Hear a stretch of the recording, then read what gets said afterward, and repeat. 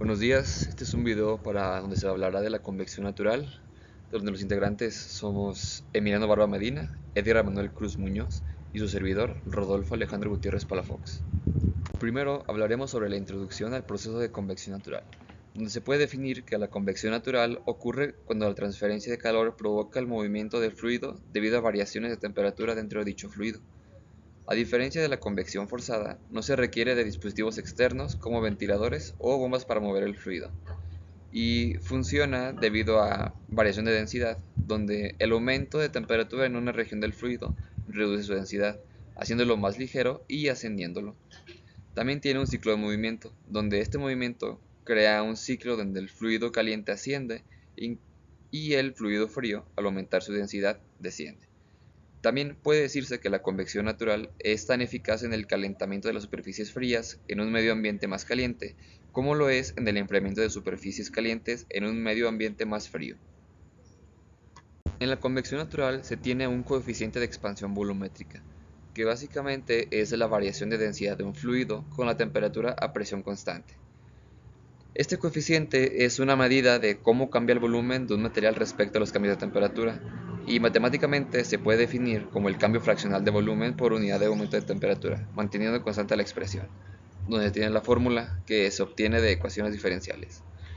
En los estudios de la convección natural de la condición de fluido suficiente lejos de la superficie caliente o fría, se indica por el subíndice infinito, dándonos esta otra fórmula, donde la densidad infinita menos la densidad es igual a la densidad por el coeficiente por la diferencia de temperaturas. También se puede demostrar con facilidad que el coeficiente de expansión volumétrica de un gas ideal a una temperatura T es equivalente a su inversa de temperatura, donde T es la temperatura termodinámica en Kelvin.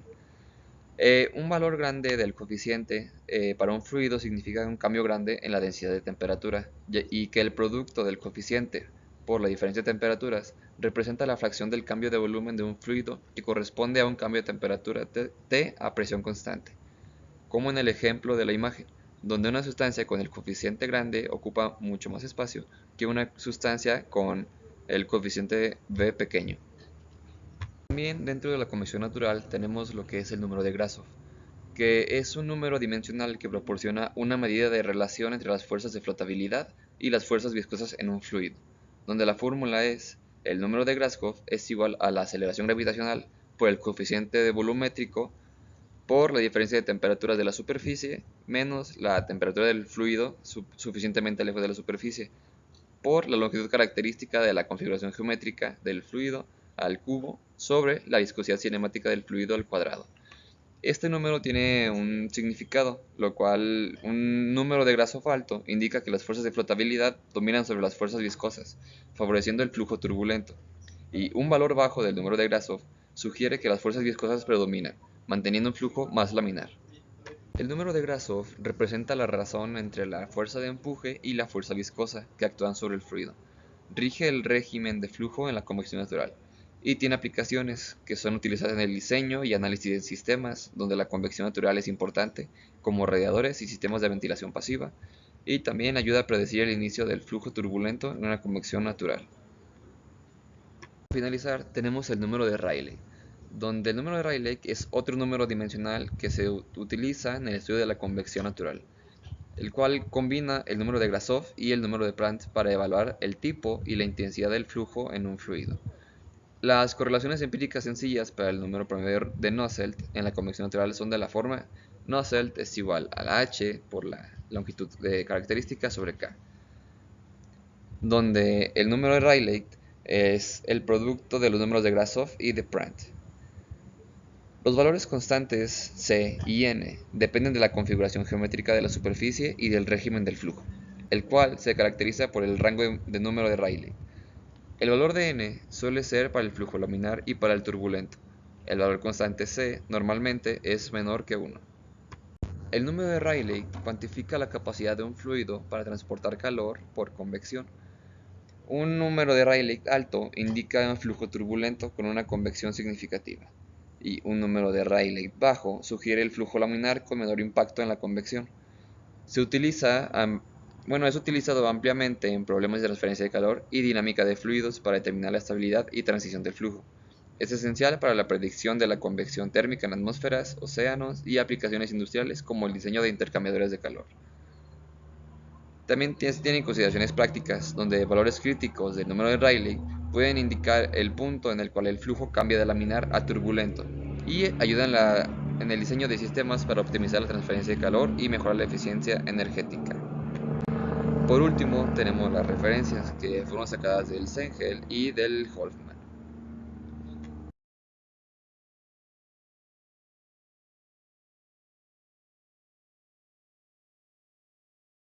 A continuación, resolveremos un problema por convección natural. Este ejemplo es el 9.3 del capítulo 9, página 521 del libro Transferencia de calor y masa del Cengel, tercera edición.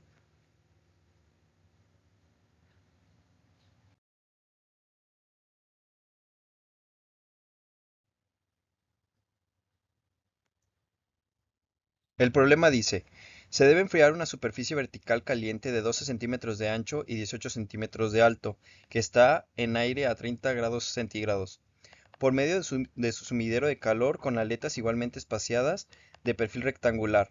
Las aletas tienen 0.1 centímetros de espesor y 18 centímetros de largo en la dirección vertical, y una altura de 2.4 centímetros a partir de la base. Determine el espaciamiento óptimo de las aletas y la razón de transferencia de calor por convección natural desde el sumidero si la temperatura perpetua de la base es de 80 centígrados. Como podemos observar, el objetivo es determinar el espaciamiento óptimo de las aletas y la tasa de transferencia de calor. Las suposiciones que haremos son que la condición es de estado estacionario, el aire es un gas ideal, la presión atmosférica de una atmósfera y las aletas tienen un espesor despreciable.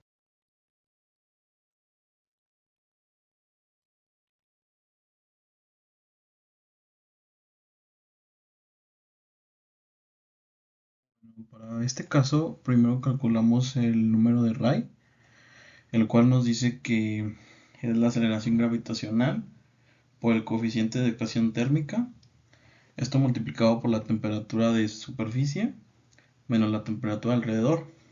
Esto se multiplica por la altura al cuadrado, al cubo, eh, y lo dividimos entre la viscosidad cinemática elevado al cuadrado por el PR. Entonces, sustituyendo esta fórmula, nos dice que nos da un valor de 1.845 por 10 a la menos 7. Bueno, como segundo paso, nos dice que con base a la ecuación 9-32 debemos determinar el espaciamiento óptimo entre la aleta, el cual esta fórmula es 2.714 por la altura que es L por el número de Ray que acabamos de calcular anteriormente, este elevado a 0.25. Entonces, sustituyendo estos valores, sabiendo que la altura es de 0.18, nos da un valor de 7.45 por 10 a la menos 3 metros. Esto es 7.45 milímetros.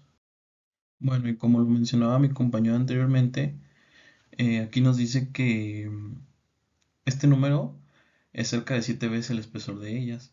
Entonces, en este caso, resulta aceptable la suposición que mencionó mi compañero que el espesor de las aletas es despreciable. Entonces, en este caso vamos a calcular el número de aletas, el cual nos dice que es el ancho sobre eh, el espaciamiento óptimo más el, más el espesor. Entonces, sabiendo que el ancho es de 0.12 metros, el espaciamiento óptimo es de 0.00745, eso es en metros, más 0.0001 metros. Esto nos dice que, haciendo ya las operaciones en la calculadora, nos da un valor de 14 aletas. Para el siguiente paso, vamos a calcular el coeficiente de transferencia de calor, el cual nos dice que la fórmula es la conductividad térmica por el espaciamiento óptimo, esto multiplicado por el número de Nusselt. Entonces, sustituyendo los valores, sabiendo que el número de Nusselt es de 1.307, la conductividad térmica es de 0.02722 y el espaciamiento óptimo es de 0.00745, nos da un valor de 0.4863 watts sobre metros al cuadrado por los grados centígrados. Y ahora por último, la razón de transferencia de calor por convección natural, utilizando la fórmula que nos dice que se multiplica el coeficiente de transferencia de calor por el área de las aletas, esto multiplicado por la temperatura de superficie menos la temperatura de alrededor. Sabiendo que la fórmula para calcular el área de las aletas es 2 veces el número de aletas por la altura por, por la altura de la base. Entonces, sustituyendo esos valores, nos da un resultado de 29.4 watts. Entonces, esto nos quiere decir que en este sumidero se puede disipar calor por convección natural a razón de 29.4 watts.